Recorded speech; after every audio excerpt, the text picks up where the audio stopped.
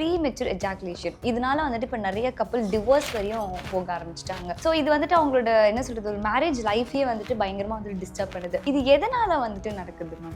Actually இந்த premature ejaculation அப்படின்னாலே இதை தமிழில் என்ன சொல்லுவாங்க அப்படின்னா விந்து முந்துதல் அப்படின்னு சொல்லுவாங்க. குறைஞ்சபட்சம் 5 minutes ஆக்ஷன் இருந்த பின்னாடி தான் வந்து ஸ்பெர்ம்ஸ் வந்து எஜாகுலேட் ஆகணும், அதாவது செமன் வந்து எஜாகுலேட் ஆகணும் அப்படின்னு சொல்றாங்க. அதை 5 to 10 minutes வரைக்கும் சொல்றாங்க. இதை தான் வந்து நார்மல் எஜாகுலேஷன் டைம் அப்படின்னு சொல்றாங்க. ஃபர்ஸ்ட்க்கு எத்தனையோ ரீசன், அதுல இதுவும் ஒரு ரீசன், அதாவது பிரதான காரணம் இது அப்படின்னு கூட சொல்லிக்கலாம் இல்லைங்களா. இந்த ஃபுட் ரிலேட்டட் மாடிஃபிகேஷன்ஸ் ரெண்டாவது காரணம் அப்படின்னு சொல்லலாம். மூணாவது ஆல்கஹால், செக்ஷுவல் இன்டெலிஜென்ஸ் அப்படிம்பாங்க. நிறைய பேர் வந்து பாருங்க சாப்பாடு எல்லாம் கூட இருந்துருவாங்க, காமம் இல்லாம யாராலையும் இருக்க முடியாது. எனக்கு வாழணும் அப்படின்ற கோட்பாடு இருக்கும்போது என் வாழ்வியல் முறை வந்து நல்லா இருந்துச்சு. எனக்கு இப்ப எப்படினாலும் வாழலாம் அப்படின்ற வாழ்க்கை முறை வந்த பின்னாடி எல்லாமே சீக்கிரம் சலிச்சு போச்சு. வணக்கம் மேம். வணக்கம். எப்படி இருக்கீங்க மேம்? நல்லா இருக்கு, அழகா இருக்கீங்க மேம் உங்க ட்ரெஸ். ஓ தேங்க்யூ.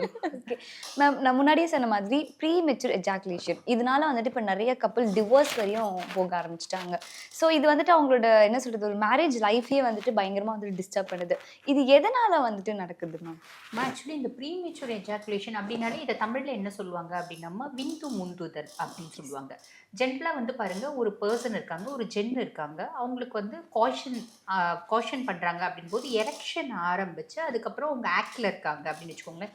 இனிஷியலி சம் 4 பிளேஸ் இருக்குது, அதுக்கப்புறம் வந்து பீனிஸ் வந்து எரெக்ட் ஆகுது, ஸ்ட்ராங் இனஃப் ஆகுது பெனிட்ரேஷனுக்கு, அதுக்கப்புறம் வந்து அவங்க ஆக்ஷனில் இருக்காங்க. யூஸ்வலாக வந்து பார்த்திங்கன்னா இந்த காஷன் ஆக்ட் ஆரம்பிச்சதுலேருந்து அந்த எஜாகுலேஷன் டைம் அப்படின்றது பிரிக்கிறாங்கம்மா. எவ்வளோ அப்படின்னா approximately it should be around 5 to 10 minutes அப்படின்றாங்க. இந்த 5 minutes குறைஞ்சபட்சம் 5 minutes ஆக்ஷன் இருந்த பின்னாடி தான் வந்து ஸ்பெர்ம்ஸ் வந்து எஜாகுலேட் ஆகணும், அதாவது செமன் வந்து எஜாகுலேட் ஆகணும் அப்படின்னு சொல்றாங்க. அதை 5 to 10 minutes வரைக்கும் சொல்றாங்க. இதை தான் வந்து நார்மல் எஜாகுலேஷன் டைம் அப்படின்னு சொல்றாங்க. இப்போதைய காலகட்டத்தில் நிறைய பேர் வந்து சொல்றது என்ன அப்படின்னா 10 seconds தான் இருக்கு, 15 seconds தான் இருக்குது, 1 minute கூட இருக்க மாட்டேங்குது எப்படின்ட்டு சொல்கிறாங்க. அதுவும் நிறைய ஜென்ஸ் வந்து என்ன சொல்லுவாங்க அப்படின்னா, எங்கள் ஒய்ஃப் சொல்கிறாங்க டக்குன்னு வந்து செமன் வந்துடுது அப்படின்னு சொல்கிறாங்க. அப்போ எங்களுக்கு வந்து ஆர்கசம் இல்லை, ப்ளஷர் இல்லை அப்படின்ற மாதிரி எல்லாம் கேட்கறது உண்டு. இது வந்து பாருங்க, இந்த டிவோர்ஸ்க்கு எத்தனையோ ரீசன், அதில் இதுவும் ஒரு ரீசன், அதாவது பிரதான காரணம் இது அப்படின்னு கூட சொல்லிக்கலாம் இல்லைங்களா.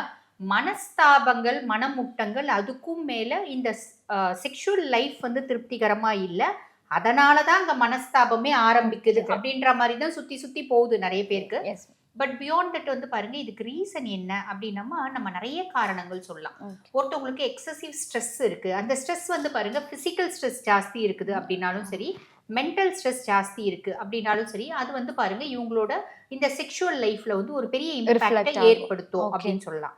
நெக்ஸ்ட் வந்து பாருங்க, அவங்க சாப்பிட்ற சாப்பாடு, நிறைய fast food, junk foods, healthy இல்லாத ஃபுட், அன்ஹெல்த்தி ஃபுட். இப்போ வந்து பாருங்கம்மா, இந்த களி சாப்பிட்ற ஒரு கலாச்சாரமே இல்லை. சுகர் இருக்கவங்க தான் இப்போ களி சாப்பிட்றாங்க. அதாவது சக்கரை நோயாளிகளுக்கான உணவு களி அப்படின்ற மாதிரி மாறி போச்சு. ஆனா இந்த களி, சிறுதானியம், களி வந்து மேக்சிமம் வந்து பாத்தீங்கன்னா வெறும் அரிசியில செய்ய மாட்டாங்க, சிறுதானியம் செய்வாங்க. கேவரு, கம்பு, சோளம் இதுல செய்வாங்க. இதெல்லாம் வந்து பாருங்கம்மா, அந்த சுண்ணாம்பு சத்து உதாரணத்துக்கு நம்ம இப்ப கம்பு எடுத்துக்கிறோம் அப்படின்னு வச்சுக்கோங்கம்மா, 20 மடங்கு சுண்ணாம்பு சத்து இருக்கு சாதா அரிசியை விட. இப்ப கால்சியம் ரிச் சோர்ஸ், இது கால்சியம் மட்டும் தான் ரிச் சோர்ஸா? இந்த சிறுதானியங்கள்ல வந்து பாத்தீங்கன்னா மைக்ரோ நியூட்ரியன்ஸ் அப்படின்றது ஜாஸ்தி இருக்கு. பாரம்பரிய அரிசி நம்மளால இப்ப சாப்பிடவே முடியல, ஏன்னா பாரம்பரிய அரிசி சராசரியா 1 கிலோ 150 ரூபாய் 200 ரூபாய் விற்கிது, என்னால ஆஃபர் பண்ண முடியல அப்படின்ற மாதிரி ஒரு காலகட்டம் இருக்கு. ஆக வந்து பாருங்கம்மா, இந்த ஃபுட் ரிலேட்டட் மாடிஃபிகேஷன்ஸ் ரெண்டாவது காரணம் அப்படின்னு சொல்லலாம். மூணாவது ஆல்கஹால், நாலாவது ஸ்மோக்கிங். அதுக்கப்புறம் வந்து பாருங்க, இப்போ சோஷியல் வித்ட்ராயல் அப்படின்றது ஒன்று நிறைய இருக்கு. இப்போ நீங்க இருக்கீங்க அப்படின்னா நீங்களே பார்த்துருப்பீங்க, உங்க வீட்டு பக்கத்துல எல்லாரும் வந்து சும்மா உட்காந்தா கூட முதல்ல யாராவது ஒரு 5 நிமிஷம் கூட சும்மா இருக்க மாட்டாங்க. வந்தாங்க, என்னங்க நீங்க எந்த ஊரு, என்ன ஏதுன்னு பேசுவாங்க. சாம்பார் இல்லைன்னா பக்கத்து வீட்டுல போய் சாம்பார் வாங்கிட்டு வந்த கலாச்சாரம் எல்லாம் இல்லைங்களா. இப்ப பக்கத்து வீட்டுல யாரு இருக்காங்கன்னே நம்மளுக்கு தெரியாது. அப்ப நம்மளுக்கு வந்து பாருங்க, பிரதானமா நம்ம போனோடவே கொடுத்தணும் நடத்துறோம் அப்படின்னா, இது வந்து பாருங்க ஒரு சோஷியல் வித்ட்ராயல் அப்படின்றத நம்மளுக்கு கொண்டு வருது. நம்ம 4 பேர்கிட்ட மனசு விட்டு பேசும்போது நம்ம மனசு ரிலாக்ஸ் ஆகுது, மைண்ட் வந்து என்டேலி ரிலாக்ஸ் ஆகுது, அப்போ உடலும் ஆரோக்கியமா இருந்துச்சு இல்லைங்களா. இப்போ இந்த சோஷியல் வித்ட்ராயல், நம்ம பக்கத்து வீட்டில் யார் இருக்காங்க நம்மளுக்கு தெரியாது, எதிர் வீட்டில் யார் இருக்காங்க நம்மளுக்கு தெரியாது, இந்த மாதிரி தான் நம்ம எல்லாருமே வாழறோம். அதுக்கும் மேலே ஃபோனோடவே இருக்கும். அதுக்கும் மேலே வந்து பாருங்க நைட் ஷிஃப்ட் ஒர்க். அப்ப பகலெல்லாம் நைட்டெல்லாம் வேலை செஞ்சுட்டு பகலெல்லாம் படுத்துட்டு தூங்குறாங்க. ஒரு ஸ்டேஜ் வந்து என்ன ஆகுதுன்னா இட்ஸ் அ ரொட்டீன் ஆயிடுது அவங்களுக்கு. இந்த ஒரு தனுஷ் படத்துல சொல்லுவாரு, காலைல எந்திரிப்பேன், அண்ணன் கிட்ட போவேன், அண்ணன் வேலை கொடுப்பாரு, திருப்பி வருவேன், புறாக்கு சாப்பாடு போடுவேன், திருப்பி அண்ணன் கிட்ட போவேன். இந்த மாதிரி வாழ்க்கை தான் நம்ம எல்லாருக்குமே ஆயிப்போச்சு இல்லைங்களா? ஸோ இந்த மாதிரி ஒரு லைஃப் ஸ்டைல் ஒரு காரணம். இதுக்கும் மேலம்மா இந்த செக்ஷுவல் இன்டெலிஜென்ஸ் அப்படிம்பாங்க. நிறைய பேர் வந்து பாருங்க சாப்பாடு எல்லாம் கூட இருந்துருவாங்க, காமம் இல்லாம யாராலையும் இருக்க முடியாது இல்லைங்களா? அது வந்து பாருங்க முன்ன காலத்துல வந்து பாத்தீங்கன்னா கல்யாணம் ஆனவங்களுக்கு மட்டுமே ரிலேஷன்ஷிப் இருந்ததெல்லாம் மாறி போச்சு. இப்போ வந்து பாருங்க நிறைய செலிபிரிட்டிஸ், ஒரு ரீசெண்டா ஒரு செலிபிரிட்டினோட இன்டர்வியூ கூட போட்டிருந்தாங்க. அவங்க பிஃபோர் மேரேஜ் நீங்க வந்து சாப்பாடு இல்லாம இருக்கிறது உங்களுக்கு பிடிக்குமா இல்ல செக்ஸ் இல்லாம இருக்கிறது பிடிக்குமா அப்படின்னா, செக்ஸ் இல்லாம என்னால ஒரு நாள் கூட இருக்க மாட்டேன் அப்படின்னு அந்த ஆக்ட்ரஸ் வந்து போல்டா சொல்லியிருந்தாங்க. ஓகே, அதுல அந்த ஆக்ட்ரஸோட போல்ட்னஸ் நம்ம பாராட்டணும். பட் பியாண்ட் தட் அவங்களுக்கு அப்ப மேரேஜே ஆகல. ஓகே, அப்போ அவங்க வந்து போல்டா சொல்லியிருந்தாங்க. இந்த மாதிரி ஆக்ட்ரஸ் செலிபிரிட்டிஸ் மட்டும்தான் போல்டா சொல்றாங்க அப்படின்னு இல்லம்மா, சாதாரண ஒரு பொண்ணுங்க கூட இப்ப அந்த மாதிரி போல்டா சொல்லக்கூடிய காலகட்டம் ஆயிப்போச்சு. அப்ப எல்லாருமே வந்து பாருங்க ரொம்ப ஏர்லி செக்ஷுவல் ஆக்டிவிட்டி அப்படிங்கிறாங்க. ரொம்ப சின்ன வயசுலயே செக்ஷுவல் ஆக்டிவிட்டியில ஈடுபடுறது, செக்ஸ் அட் ஏர்லி ஏஜ் அப்படிம்பாங்க. அது ஒரு ரீசன். செக்ஷுவல் இன்டெலிஜென்ஸ் ஜாஸ்தி இருக்கிறது அது ஒரு ரீசன். செக்ஷுவல் அபியூஸ் அது ஒரு ரீசன். சிவியர் ஆங்ஸைட்டி, சிவியர் வந்து பாத்தீங்கன்னா மென்டல் எக்ஸாஷன், ஃப்ரஸ்ட்ரேஷன், அது ஒரு ரீசன். எனக்கு வாழணும் அப்படின்ற கோட்பாடு இருக்கும்போது என் வாழ்வியல் முறை வந்து நல்லா இருந்துச்சு. எனக்கு இப்ப எப்படினாலும் வாழலாம் அப்படின்ற வாழ்க்கை முறை வந்த பின்னாடி எல்லாமே சீக்கிரம் சலிச்சு போச்சு. கல்யாணத்துக்கு ஒரு அர்த்தமே இல்ல, குடும்ப வாழ்க்கையில ஒரு சுவாரஸ்யமே இல்ல. இப்படி நம்ம சொல்லிட்டே போலாமா. இது அத்தனையும் வந்து பாத்தீங்கன்னா இந்த ப்ரீமெச்சூர் எஜாகுலேஷனுக்கு ஒரு ரீசன் அப்படின்னு சொல்லலாம். ஓகே மேம், இப்போ வந்து ரீசன்ஸ் வந்துட்டு நீங்க இது பண்ணிட்டீங்க. ஸோ இது வந்துட்டு குணப்படுத்தக்கூடிய ஒரு விஷயம் தானா, இல்ல வந்துட்டு இவங்க கடைசி வரையும் இந்த மாதிரியான ப்ராப்ளம்ஸோட தான் இருப்பாங்களா? இல்லம்மா, குணப்படுத்தக்கூடிய விஷயம் தான். அதாவது நம்ம 3 விதத்துல நம்ம ஆல்ட்ரேஷன்றது கொண்டு வரணும். ஒண்ணு நம்ம மனம் சார்ந்த ஒரு அமைதி அப்படின்றது கொண்டு வரணும்.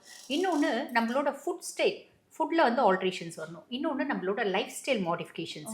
அதுக்கும் மேலே மெடிகேஷன்ஸ் இருக்குமா. இதுக்கு எத்தனையோ மெடிகேஷன்ஸ் இருக்குது. இதெல்லாம் நாங்கள்லாம் புதுசாக கண்டுபிடிச்சி சொல்கிறது இல்லைம்மா. பொதுவாக மேல் அப்படின்னாலே எங்கள் அஸ்வகந்தா வந்துடும். அதே ஆமாம், அஸ்வகந்தா வந்துடும். அதுக்கும் மேலே வந்து பார்த்தீங்கன்னா இந்த தண்ணீர் விட்டான் கிழங்கு இது வந்துடும். இந்த மாதிரி நிறைய விஷயங்கள், பூனைக்காளி, இந்த மாதிரி எத்தனையோ விஷயங்கள் இருக்குதாமா செய்யுது. இதெல்லாம் எடுக்கும்போது இன்னொன்றுமா முருங்கைப்பூ, சிம்பிளாக வந்து பார்த்தீங்கன்னா முருங்கைப்பூ இருக்குது பார்த்தீங்களா, முருங்கைப்பூ கூட அஃப்ரோடைசிக் எஃபெக்ட் அப்படின்றது இருக்கு. அந்த ஆண்மை தன்மையை அதிகரிக்கக்கூடியது, காம உணர்வை ஏற்படுத்தக்கூடியது. அதுக்கும் மேல வந்து பாருங்க இந்த முருங்கைப்பிசின், முருங்கைப்பூ, இந்த மாதிரி நிறைய விஷயம் இருக்கு. இந்த கீரையில காணாவாழை அப்படின்னு ஒரு கீரை இருக்கு. அந்த காணாவாழைனா என்னமா, சும்மா கரிச காட்டுல பட்டப்பட்டையா இருக்கும். இப்ப எங்களை மாதிரி ஆயுஷ் டாக்டர்ஸ் வந்து பாருங்க இந்த மூக்கரட்டை கீரை பத்தி நிறைய பேசிதான். நான் ஒரு நாள் வெளியே போயிட்டு இருக்கேன். அப்ப எனக்கு முன்னாடி 3 பேர் இறங்கி பஸ்ஸை விட்டு போறாங்க. அவங்க சொல்றாங்க இதுதான் மூக்கரட்டை கீரை அப்படின்றாங்க. அது வந்து கிட்னிக்கு ரொம்ப ஸ்பெஷல். அந்த குரோனிக் கிட்னி டிசீஸ்க்கே அது வந்து ரொம்ப ஒரு பெஸ்ட். நல்ல வந்து அதோட இம்ப்ரூவ்மெண்ட் கொண்டு வரும்ல. அந்த மாதிரி தான் காணாவாழைன்றது பட்டப்பட்டையா இருக்கும் அந்த கீரை. அந்த கீரை வந்து பாருங்க ஆண்மை தன்மையை மீட்டு கொடுக்கும் அப்படிம்பாங்க. இந்த மாதிரி சாதாரணமா நம்ம நினைக்கிற நிறைய விஷயத்துக்கு வந்து பாத்தீங்கன்னா ஆண்மை தன்மையை மீட்டெடுக்கக்கூடிய கெப்பாசிட்டி அப்படின்னு இருக்கதான் செய்யுது. அதுக்கும் மேல மனம், உடல் எல்லாமே ஆரோக்கியமா இருந்தா இதெல்லாம் ரொம்ப ஈஸிமா. இந்த எப்படினாலும் வாழலாம், எப்படினாலும் ரிலேஷன்ஷிப் இருக்கலாம், எத்தனை முறைனாலும் ரிலேஷன்ஷிப் இருக்கலாம், ஒரு நாளைக்கு 4 முறை 5 முறை. இந்த மாதிரி எக்ஸசிவ் செக்ஷுவல் டிசைர் எதை நம்ம ரொம்ப வந்து செய்யறோமோ அதை நம்ம விட்டுறக்கூடிய நிலைமை வந்துடும். இந்த மாதிரி வந்து வாழ்க்கையை தொலைச்சவங்களும் இருக்காங்க. அதுக்கும் மேல மாஸ்டர்பேஷன், எக்ஸசிவ் மாஸ்டர்பேஷன், அதனால வாழ்க்கையை தொலைச்சவங்களும் இருக்காங்க. இதெல்லாம் வந்து பாத்தீங்கன்னா நெறிமுறைப்படுத்தினா இது வந்து ஈஸியா வந்து ரெக்டிஃபை பண்ணிக்கலாம். அதுக்கு எத்தனையோ மெடிகேஷன்ஸ் இருக்கதாமா செய்யுது. ஓகே மேம், இப்போ நீங்க சொன்ன விஷயங்கள் வந்துட்டு ஒரு ஆணோட மனதளவுக்கு பாத்தீங்க அப்படின்னா, என்னால என்னோட ஒய்ஃப் வந்துட்டு சாட்டிஸ்ஃபை பண்ண முடியல, இல்லை என்னோட கேர்ள் ஃப்ரெண்ட் வந்துட்டு சாட்டிஸ்ஃபை பண்ண முடியல அப்படிங்கிறதே வந்துட்டு உங்களுக்கு ஒரு பெரிய ஸ்ட்ரெஸ்ஸாக மாறிடும். இப்போ மேஜர் ரீசனே நீங்க ஸ்ட்ரெஸ் அப்படின்ற மாதிரி சொல்லியிருக்கீங்க. ஸோ இந்த ஸ்ட்ரெஸ்ஸை அவங்க எப்படி மேம் வந்து டேக்கிள் பண்றது? ஒய்ஃபை சாட்டிஸ்ஃபை பண்ண முடியலன்னா ஒரு அர்த்தம் இருக்குமா. கேர்ள் ஃப்ரெண்டை எதுக்கு சாட்டிஸ்ஃபை பண்ணணும்? நீ கல்யாணம் பண்ணிக்கணும், உனக்கு குடும்பம், நீ வந்து சாட்டிஸ்ஃபை பண்ணணும்னு விருப்பப்படுற. இப்போ இவ உன் கேர்ள் ஃப்ரெண்டாக இருக்கும்போதே உன்னை வந்து இவ்வளோ இரிட்டேட் பண்ணுறா அப்படின்னா அந்த பிள்ளையை நீ கல்யாணம் பண்ணி நீ என்ன பண்ணுறது யோசிச்சுப்பாரு. அப்போ கேர்ள்ஸ்லேயே வந்து பார்த்தீங்கன்னா அதிகப்படியான காம உணர்வு அப்படின்றது சில கேர்ள்ஸ்க்கு இருக்க தான் செய்யுது. அந்த மாதிரி பட்ட பிள்ளைங்க உனக்கு பாடி கோப்பப் பண்ணலையா, அந்த மாதிரி பட்ட பிள்ளை கூட நீ பிரேக்கப் பண்ணிக்கலாம். அவளை நீ சாட்டிஸ்ஃபை பண்ணணுன்ற அவசியமே இல்லை இல்லையா அம்மா. ஆக்சுவலி ஒரு இன்னைக்கு கேர்ள் ஃப்ரெண்டாக இருக்கவ நீ சும்மா அப்படியே பழகிட்டு நீயும் வந்து விட போற அப்படின்னாலும் அந்த பொண்ணு தேவையில்லை. அந்த பொண்ணு நீ காலம் ஃபுல்லும் கைப்பிடிச்சு கூட்டிட்டு போற அப்படின்னாலும் இப்பயே உன்னை இவ்வளோ டிமாண்ட் பண்ற பொண்ணு நாளைக்கு கல்யாணம் பண்ணின்னு உன்னை எவ்வளோ டிமாண்ட் பண்ணுவா. அப்போ வந்து காமம் மட்டுமே இருக்கிற லவ் வந்து பார்த்தீங்கன்னா அது காதல் இல்லை. அது வந்து மனுஷங்களுக்கும் மிருகத்துக்கும் வித்தியாசம் இல்லை. காதல் இருக்கிறது தான் உண்மையான அன்பு. அதாவது காமம்ன்றது காதல்ல ஒரு பகுதி தான். காமமே வாழ்க்கை இல்ல இல்லையா? அப்ப அந்த மாதிரி பொண்ணு வேணாம்மா. அந்த பொண்ணு என்னத்துக்கு அவங்க தேடிட்டு அதுக்காக சாட்டிஸ்ஃபேக்ஷன் வேற பண்ணணும். அதெல்லாம் வேண்டாம். Ma'am okay ma'am. இந்த மாதிரி வந்துட்டு நீங்க சொன்னீங்க. ஆனா இப்ப இருக்கிற காலகட்டத்துல இப்ப காதல் அப்படின்னாவே காமம் இல்லாம வந்துட்டு இருக்கிறது கிடையாது. சோ அப்படி இருக்கிற நிலையில வந்துட்டு நீங்க சொல்றது வந்துட்டு இம்பாசிபிள் தானே மேம்? ஆக்சுவலி அது இம்பாசிபிளா பாசிபிளான்றது ரெண்டாவதுமா. ஹானஸ்டா சொல்லணும் அப்படின்னாமா, இங்க வந்து ஒரு கமர்ஷியலாவோ ஒரு டாக்டராவோ நான் பேச விருப்பப்படல. ஒரு ஹியூமானிட்டேரியன் பேசிஸ்ல நான் பேச விருப்பப்படுறேன். எப்படி அப்படின்னாமா, எனக்கு நான் இப்போ வந்து இப்போ ஒரு பையன் இருக்கான். அந்த பையன் ஒரு பொண்ணு கேர்ள் ஃப்ரெண்டு. அது ஜஸ்ட் ஃப்ரெண்டு. அதுக்கு மேல அவங்க தே ஆர் இன் லவ்னு கூட வச்சுக்கோங்க. ஓகே. இப்பயே அவ அவ்வளோ டிமாண்ட் பண்றா அப்படின்னா, எனக்கு வந்து சாட்டிஸ்ஃபேக்ஷன் பண்ண முடியல அப்படின்னு நீ வருத்தப்படுறா, இந்த பையன் வருத்தப்படுறா அப்படின்னா, அவனோட மனசை அவ புரிஞ்சிக்கவே இல்ல. அது என்னம்மா அது லவ்? அந்த லவ் தேவையே இல்ல. தேவையே இல்ல. ஆமா, அதுதான் உண்மை. அந்த பையன் அதை புரிஞ்சுக்கணும். நம்ம வந்து புரிய வைக்கிறதுன்றது ரெண்டாவது. நீங்களே யோசிச்சு பாருங்க. இப்போ ஒரு பையன் இருக்கா, உங்களை அந்த மாதிரி டிமாண்ட் பண்றான் அப்படின் போது நீங்க இப்படிப்பட்ட முடிவு தான் எடுக்கணும். ஐயோ உனக்கு சாட்டிஸ்ஃபேக்ஷன் பண்ண முடியலையேன்னு எடுக்கிறீங்க அப்படின்னா உங்களை விட முட்டாள் யாருமே இல்லை அப்படின்னு தான் அர்த்தம். ஓகேங்களா? Okay ma'am. இது வந்து முன்னாடியே வந்து நம்ம சொன்ன மாதிரி ஒரு டேபோ டாபிக். ஸோ இப்போ டேபோ டாபிக் அப்படிங்கும் போது இது ஒரு பையன் போய் ஒரு ஆண் கிட்ட சொல்றது, இப்போ ஃப்ரெண்ட்ஸ் கிட்ட கூட ரொம்ப தயங்கி தான் இந்த விஷயத்த சொல்ல முடியும். ஏன்னா நாளைக்கு வந்துட்டு என் ஃப்ரெண்டு வந்து என்னை கலாய்ச்சிடுவாங்களோ அப்படின்ற ஒரு தயக்கம் இருக்கும். அந்த மாதிரி தயக்கம் இருக்கிறவங்க எப்படி இதுல இருந்து வந்துட்டு, ஏன்னா வெளியே சொன்னாதான் அதுக்கான ரெவென்யூ வந்து நம்ம சொல்ல முடியும். இப்போ வெளியே எப்படி ஒரு டாக்டர்ஸ் கிட்டயோ ஃப்ரெண்ட்ஸ் கிட்டயோ ஃபேமிலி கிட்டயோ இந்த மாதிரி எனக்கு ஒரு விஷயம் இருக்கு அப்படிங்கறது எப்படி மேம் அவங்க ஷேர் பண்ணலாமா? இல்லைன்னா இருக்கு ஜுரம் தலைவலி வந்து சொல்றது இல்லையா? அந்த மாதிரி டாக்டர்ஸ் அப்படின்னும் போது இப்போ நாங்கெல்லாம் வந்து பாத்தீங்கன்னா ஃபர்ஸ்ட் இயர் படிக்கும் போதே, இப்போ ஃபர்ஸ்ட் இயர் அனாட்டமி கிளாஸ் போறோம் அப்படின்னு வச்சுக்கோங்கம்மா, ஒரு மேல் பாடி இருக்கும், ஒரு ஃபீமேல் பாடி இருக்கும். அப்பதான் அங்க வந்து கிளாஸ்ல இப்ப 100 பிள்ளைங்க இருக்காங்க. இப்ப நாங்க படிக்கும் போது எங்க கிளாஸ்ல 100 பிள்ளைங்க. கோயட் தானே மெடிக்கல் காலேஜ். 100 பிள்ளைங்களும் பாத்தீங்கன்னா அந்த கெடாவர் முன்னாடி தான் நிற்போம். அந்த கெடாவர் வித்தவுட் ட்ரெஸ் தான் இருக்கும். ஒரு மேல் பாடி இருக்கும், ஒரு ஃபீமேல் பாடி இருக்கும். அப்ப ஃபர்ஸ்ட் ஒரு 3 நாள் 4 நாள் கிளாஸ்ல எங்களுக்கு கஷ்டம் இருக்கும். அதே மாதிரி மூக்க பிடிங்கிட்டு தான் நிற்போம். அந்த ஃபார்மல் ஸ்மெல்லு மூக்க பிடிங்கிட்டு தான் உட்காந்துப்போம். மூக்க பிடிச்சிட்டு தான் உட்காந்துட்டு இருப்போம். அப்போ வந்து அனாட்டமி ஸ்டாஃப்ஸ் வந்து எப்பயுமே எல்லா மெடிக்கல் காலேஜ்லயும் அனாட்டமி டிபார்ட்மெண்ட்ல இருக்க ஸ்டாஃப்ஸ் ஹெச்ஓடிலாம் பயங்கர ஸ்ட்ரிக்டா இருப்பாங்க. அது ஏனோ தெரியாது. அவங்கள சொல்லுவாங்க முக்க முடியாது அப்படின்னு திட்டுவாங்க. ஏதாவது பண்ண வெளியே அனுப்பிச்சிடுவாங்க. அதுவும் நாங்க விநாயகா மிஷன்ஸ் மெடிக்கல் காலேஜ்ல படிச்சோம். ஆமா, விநாயகா மிஷன்ஸ் மெடிக்கல் காலேஜ்ல படிச்சோம். அப்ப என்ன பண்ணுவாங்கன்னா, இன்னைக்கு ஒரு லெசன் நடத்துறாங்கன்னு வச்சுக்கோங்கம்மா, நாளைக்கு அது கொஸ்டின் கேட்பாங்க. நாங்க சொல்லணும்னா வெளியில நீல் டவுன் போட வைப்பாங்கம்மா. நாங்களாம் எத்தனை முறை நீல் டவுன் போட்டிருக்கோம் தெரியுங்களா? நீல் டவுன் போட வைப்பாங்க, கிளாஸை விட்டு துரத்துவாங்க. அப்ப இனிஷியலி வந்து பாத்தீங்கன்னா அந்த கெடாவரை பார்க்கும்போது அவங்க பிரைவேட் பார்ட் வித் ஹேர்ஸ் எல்லாம் இருக்கும். அப்ப எங்களுக்குள்ள வந்து பாத்தீங்கன்னா ஆம்பளை பசங்களை பாக்குறதுக்கு ஒரு தயக்கம், ஒரு கஷ்டம் எல்லாம் இருக்கும். ஒரு வாரத்துல எல்லாமே பழகிடும். அங்க கெடாவர் இருக்கும், நாங்க இங்க ஒன்னா உட்காந்து சாப்பிட்டு இருப்போம். அந்த ஸ்மெல்லையும் மீறி ஃபர்ஸ்ட் எல்லாம் சொல்லுவோம், இந்த பொன வாசனை சொல்றாங்க, அது இதுதான் நாட்டம் இருக்கு அப்படின்னு. அது பிள்ளைங்க அப்படி சொல்லுவாங்க, இந்த பொன வாசனை. ஒரு சிலர் நாங்க இந்த பொன நாத்தம்ன்றாங்களா, அது இதுதானா அப்படிம்பாங்க. ஒரு வாரத்துல அந்த ஒரு வாரம் சாப்பிட முடியாது. ஒரு வாரம் கழிச்சு நாங்க அதை பழகிடுவோம். அப்ப டாக்டர்ஸ் அப்படின்னாலே வந்து பாத்தீங்கன்னா கடவுளுக்கு அடுத்தபடியா மனுஷங்க காலில் விழுறது டாக்டர்ஸ்ல தானே. டாக்டர்ஸ்ல வந்து பாத்தீங்கன்னா எத்தனையோ வந்து ஒரு சில கேரக்டர் டெட்ரியேட்டடான டாக்டர்ஸும் இருக்காங்க. அதை நம்ம சோஷியல் மீடியால பார்த்துருக்கோம். ஆனா அது வந்து பாத்தீங்கன்னா இந்த சஞ்சலம் சபலம் எல்லாத்தையும் மீறி அந்த 6 வருஷமும் நாங்க இதை தான் பாக்குறோம். 5.25 வருஷமும் இதெல்லாம் பார்த்து ஒன்றும் இல்லாம ஒரு கேர்ள் வராங்க, அவங்களுக்கு கருவாய் பரிசோதனைனா அந்த கேர்ள் வந்து ஹாஸ்பிட்டல்ல வராங்க, அவங்க அதுக்கெல்லாம் அக்செப்ட் பண்ணிட்டு வராங்க. அந்த லேடியை வந்து லித்தோட்டோமி பொசிஷன்ல வச்சு எல்லாரும் உங்க பிரைவேட் பார்ட்டை பார்ப்போம். எல்லாரும் கை வந்து எக்ஸாமின் பண்ணி பார்ப்போம். ஒரு பிரெக்னென்ட் லேடி வராங்க, அவங்களுக்கு வந்து சர்விக்ஸ் ஓப்பன் ஆகுதுன்னா எல்லாரும் எத்தனை விரல் உள்ள போகுது, எந்த அளவுக்கு ஓப்பன் ஆயிருக்கு அப்படின்றது கணக்கு வச்சு பார்ப்போம். ஸோ இது வந்து எங்களுக்குள்ள அந்த மாதிரி தாட்ஸ் எல்லாம் வராதுமா. அப்ப கேட்க வரவங்க பேஷண்ட்ஸ் தாராளமா கேட்கலாம். இதுல வந்து பாருங்க, ஒரு அம்மா கிட்ட போயிட்டு இப்படி கேட்கறாங்க, அம்மா கிட்ட சொல்றதுக்கு சொந்த அம்மா கிட்ட கஷ்டப்படலாம். ஆனா ஒரு பெத்த தாய் மாதிரி டாக்டர்ஸை பார்க்கலாம், பெத்த தகப்பன் மாதிரி டாக்டர்ஸ் ஜென்ஸை பார்க்கலாம். இதுல ஒரு பெரிய விஷயம் இல்லம்மா. ஜுரம் தலைவலின்னா டாக்டர் கிட்ட போய் ஐயோ எனக்கு ஜுரம் எப்படி நான் டாக்டர் கிட்ட சொல்றது அப்படி நம்ம வருத்தப்படுறது இல்லையா? பியாண்ட் தட் இதுவும் உடல் ரீதியான ஒரு குறைபாடு தானே, ஏன் சொல்லக்கூடாது? சொல்லாமே. ஓகே, இந்த செய்யக்கூடாத விஷயம் செய்யும் போதெல்லாம் தயக்கம் இல்லை, அதை கேட்கும் போது மட்டும் ஏமா தயக்கம் இருக்கு இல்லையா? கண்டிப்பா மேம். இது வந்துட்டு இந்த ஸ்டேஜ்ல இருக்கிற ஒரு மென் வந்துட்டு இப்போ எனக்கு வந்துட்டு ஒருத்தவங்களை சாட்டிஸ்ஃபை பண்ணவே முடியல அப்படிங்கிறதுனால, இப்போ என் ஒய்ஃபே வந்துட்டு என்னால் சாட்டிஸ்ஃபை பண்ண முடியல அப்படிங்கிறதுனால அவங்க இன்டர்கோர்ஸே வந்துட்டு என்ன சொல்றது, இல்லை வேண்டான்னு சொல்லி வந்துட்டு அவாய்ட் பண்ண ஆரம்பிச்சிருவாங்க. ஸோ இது மாதிரி அவாய்ட் பண்றதுனால வந்துட்டு என்ன சொல்றது, அவங்க ஒய்ஃப்மே வந்துட்டு அவங்க மேல வந்துட்டு ஒரு கோவம் இருக்கலாம், ஒரு வெறுப்பு இருக்கலாம். நம்ம முன்னாடியே பேசின மாதிரி டிவோர்ஸ் வரையுமே வந்துட்டு சில கேசஸ்லாம் வந்துட்டு போகுது. ஸோ அப்படி இருக்கவங்க வந்து எவ்வளோ பீரியட் ஆஃப் இன்டர்வல்ல வந்துட்டு ஒரு இன்டர்கோர்ஸ் வச்சுக்கிறது வந்துட்டு ஒரு ஹெல்தியான விஷயமா இருக்கும்? இல்லம்மா, அவங்களுக்கு எவ்வளோ பீரியட்ல 3 மாசம் 4 மாசம் சேராம இருந்தா கூட அவங்களால சேர முடியாது. ஏன்னா அந்த ஒரு ஸ்டேஜ்ல வந்துருவாங்க. ஏன்னா ஏர்லி அந்த ப்ரீமெச்சூர் எஜாகுலேஷன் அப்படின்றது நம்ம அந்த கால்ஷன் ஸ்டார்ட் பண்ண உடனே அவங்களுக்கு வந்து எஜாகுலேஷன் வந்துடும். இது வந்து நிறைய ஜென்ஸ் வந்து அவங்க ஒய்ஃபோட வருவாங்க, அவங்க ஒய்ஃப் எங்கிட்ட டைரக்டா சொல்லுவாங்க, மேடம் அது ஆரம்பிக்கும் போதே லீக் ஆயிடுது அப்படின்னே சொல்லுவாங்க. அவங்களுக்குன்னு கொலைக்கல் டெர்மினாலஜிஸ் இருக்கு இல்லம்மா, ஆரம்பிக்கும் போதே அவுட் ஆயிடுது அப்படிம்பாங்க அப்படின்னு கேட்பாங்க. ஆனா என்ன பண்ண முடியும், சிலர் வந்து என்னென்னம்மா இதெல்லாம் கொடுங்கம்மா கொடுத்து ரெடி ஆகும் அப்படின்னா, சிலர் என்ன சொல்லுவாங்கன்னா இதெல்லாம் என்னைக்கு கொடுத்து என்னைக்கு மேடம் ரெடி ஆகுறது, நாங்க என்னைக்கு சேர்றது, இவர் வந்து சேர்றதுக்கே லாக்கி இல்லை அப்படின்னு ஃப்ராங்கா பேசுற லேடிஸ் எத்தனையோ இருக்காங்க. எத்தனையோ பேர் இருக்காங்க. அது அவங்களோட குமுறல்கள், அவங்களோட மன கஷ்டம், என்ன பண்ண முடியும். அப்ப பியாண்ட் தட் வந்து பாருங்க, இவங்களுக்கு மாத்திரை கொடுங்க, மாத்திரை போட்ட உடனே டக்குன்னு அவங்க ரெடி ஆயிடும் அப்படி கேட்பாங்க. அந்த மாதிரி கொடுத்துட்டு நாங்கெல்லாம் எங்க போறது, நாங்களாம் எங்கன்னா உள்ளதான் போய் உட்கார்ந்து இல்லையாம்மா. அது வந்து என்னன்னா அது செக்ஷுவல் ஸ்டிமுலேஷன்ஸ் கொடுக்கறது. இதை நடுவில் வந்து பாருங்கம்மா, ஒரு சில செக்ஷுவல் ஸ்டிமுலேஷன்ஸ்லாம் கவர்மெண்ட் வந்து ஸ்டிமுலேட்டர்ஸ்லாம் கவர்மெண்ட் பேன் பண்ணாங்க. ரீசன் என்னன்னா, அதை அவன் போட்டுட்டு அவன் செஞ்சு அவனுக்கு ஹார்ட் அட்டாக் வந்தவன் எத்தனையோ பேர் இருக்கான். ஓகே, அந்த மாதிரிலாம் நிறைய இருந்து ஸ்ப்ரேஸ் மாதிரிலாம் வந்திருக்கு. ஸ்ப்ரேஸ் அந்த அளவுக்கு ஒன்றும் பிரச்சனை இல்லைம்மா.